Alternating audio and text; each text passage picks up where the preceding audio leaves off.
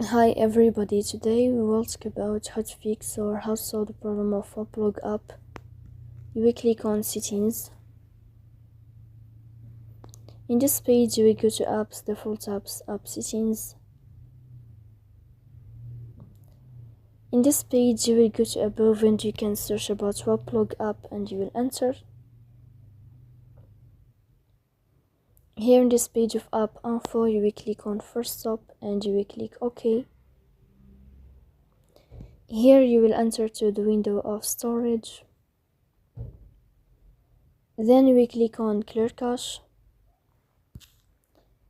In the end you can turn off your Wi-Fi and you can wait a moment to turn on your Wi-Fi again to fix that problem. So please don't forget to support us by like and subscribe. See you next time.